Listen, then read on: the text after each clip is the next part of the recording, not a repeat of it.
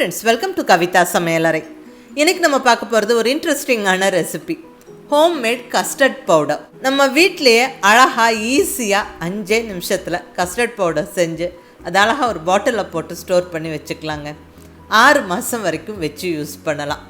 இந்த custard powder கைவசம் இருந்தால் நம்ம நிறைய டேஸ்டியான ஸ்வீட்ஸை டக்குன்னு ஈஸியாக பண்ணிடலாங்க.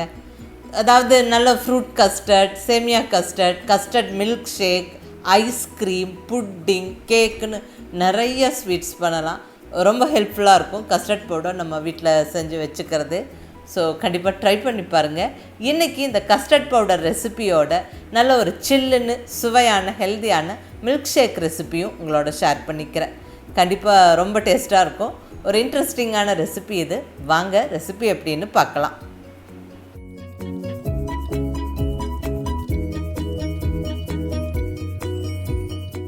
இங்கே நல்ல ஒரு க்ளீன் ட்ரை மிக்ஸி ஜாரில் 1/2 கப் அளவுக்கு சர்க்கரை சேர்த்துக்கிறேன். இதை நல்ல ஃபைன் பவுடராக நம்ம பொடிச்சுக்கணும். பாருங்கள், இந்த அளவுக்கு ஃபைன் பவுடராக இருக்கணும். ஸோ பொடிச்ச சர்க்கரை ரெடி, சுகர் பவுடர் ரெடி. இப்போ இதில் 1 கப் அளவுக்கு கார்ன்ஃப்ளவர் சேர்த்துக்கிறேன். சோள மாவு எந்த கப்பில் நம்ம சர்க்கரை அளந்தமோ அதே கப்பில் 1 கப்பு கார்ன்ஃப்ளவர். அதே மாதிரி ஒரு ஃபுல் கப்புக்கு மில்க் பவுடர், பால் பவுடர் சேர்த்துக்கிறேன். அடுத்ததாக வெனிலா எசன்ஸ் 1 டீஸ்பூன். இது நல்ல ஒரு வாசனை கொடுக்கும். பட் வெனிலா எசன்ஸ் தான் சேர்க்கணும்னு கம்பல்சரி இல்லை. உங்களுக்கு எந்த ஃப்ளேவர் பிடிக்குமோ அதை நீங்கள் சேர்த்துக்கலாம். கூடவே ஃபுட் கலர் நான் இங்கே ஒரு 1/4 டீஸ்பூன் அளவுக்கு எல்லோ ஃபுட் கலர் சேர்த்துக்கிறேன். நீங்கள் உங்கள்கிட்ட நேச்சுரல் ஃபுட் கலர்ஸ் இருந்தாலும் அதுவும் சேர்த்துக்கலாம்.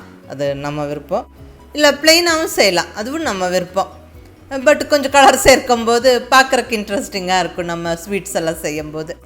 இதெல்லாம் சேர்த்து நல்ல 1 நிமிஷம் ஓட்டி எடுத்தாச்சுங்க.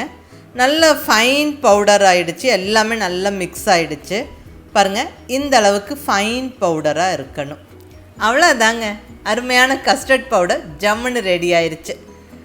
இதில் நிறைய ஸ்வீட்ஸ் பண்ணலாங்க. Pudding, milk shake, fruit custard, ice cream. அதுவும் பர்டிகுலர்லி ஐஸ்கிரீம் எல்லாம் பண்ணும்போது ரொம்ப நல்லாயிருக்கும், ரொம்ப ஈஸியாகவும் இருக்கும். நான் இன்றைக்கி இந்த custard powder vanilla flavour essence போட்டு செஞ்சுருக்கேன். ஸோ அந்த மில்க் பவுடரோட வெண்ணிலா எசன்ஸ் சேர்ந்தங்காட்டிக்கு வாசனை நல்ல கமன்னு இருக்குங்க.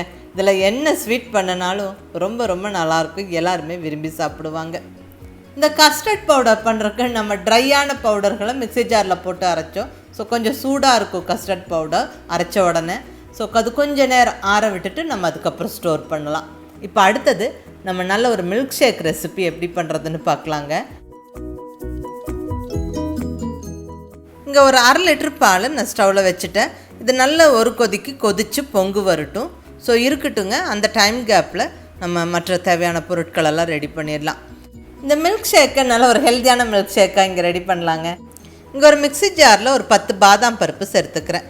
கூடவே 3 முந்திரி, கூடவே 4 பிஸ்தா பருப்பு. இந்த நட்ஸ் எல்லாம் நம்ம விருப்பம், ஆப்ஷனல். வேணால் சேர்த்துக்கலாம், இல்லைன்னா ஸ்கிப் பண்ணிக்கலாம். பட் மில்க் ஷேக் காமனாக எல்லாருக்குமே பிடிக்குங்க. பர்டிகுலர்லி குழந்தைங்க ரொம்ப விரும்பி சாப்பிடுவாங்க. ஸோ இந்த நட்ஸ் எல்லாம் பொடிச்சு போட்டு நம்ம மில்க் ஷேக் செய்யும்போது ரொம்ப ஹெல்த்தியாக டேஸ்ட்டாகவும் இருக்கும். நீங்கள் அதை ட்ரை பண்ணி பாருங்கள். இங்கே நான் கொஞ்சம் பருப்பருன்னு பொடிச்சிருக்கிறேன். ஸோ அது ரொம்ப நல்லாயிருக்கும். நீங்கள் ட்ரை பண்ணி பாருங்கள்.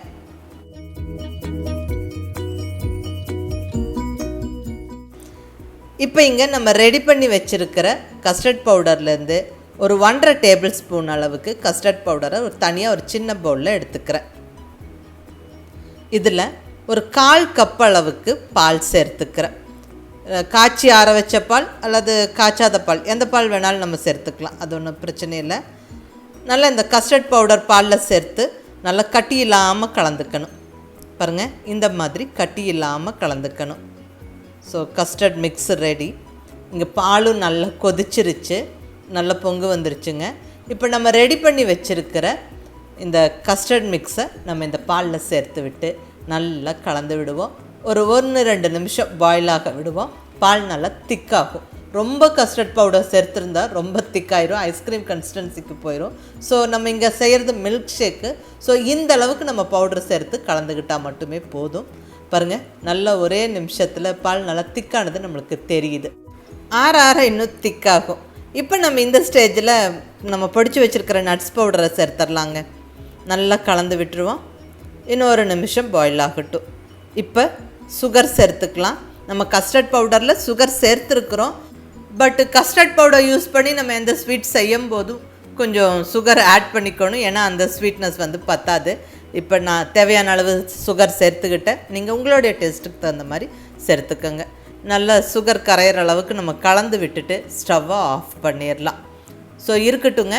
இது கொஞ்சம் ஆறணும். ஆற திக்காகும். ஸோ கொஞ்சம் இப்படி கலந்து விட்டுக்கிட்டோம்னா மேலே ஆடப்படியாது, நல்லா குயிக்காகவும் ஆறிடும். நல்லா ஆறுனதுக்கப்புறம் நம்ம ரெஃப்ரிஜிரேட்டரில் எடுத்து வச்சு நல்லா கொஞ்சம் சில்லுன்னு ஆனதுக்கப்புறம் சர்வ் பண்ணால் ரொம்ப ரொம்ப நல்லாயிருக்குங்க. இப்போ நான் ரெஃப்ரிஜிரேட்டரில் வச்சும் எடுத்துட்டேன். நல்லா கொஞ்சம் இன்னும் கூட திக்காயிருச்சு பாருங்கள். நல்லா கூலிங்காக இருக்குது. இப்போ நம்ம டம்ளரில் ஊற்றிடலாம். பாருங்கள், இன்னும் கூட கொஞ்சம் திக்காக இருக்குது. பார்க்கவே ரொம்ப அழகாக இருக்குது. வாசனையும் அட்டகாசமாக இருக்குங்க. ரொம்ப நல்லா டேஸ்ட்டாக இருக்கும். நீங்கள் மிஸ் பண்ணாமல் ட்ரை பண்ணி பாருங்கள். இப்போ அலங்கரிக்க மேலே கொஞ்சம் நட்ஸ் தூவிக்கிறேன். சாப்பிட்றதுக்கு ரொம்ப நல்லா இருக்குங்க. அவ்வளோதாங்க, அருமையான கஸ்டர்ட் மில்க் ஷேக் ஜம்முன்னு ரெடி ஆயிடுச்சு.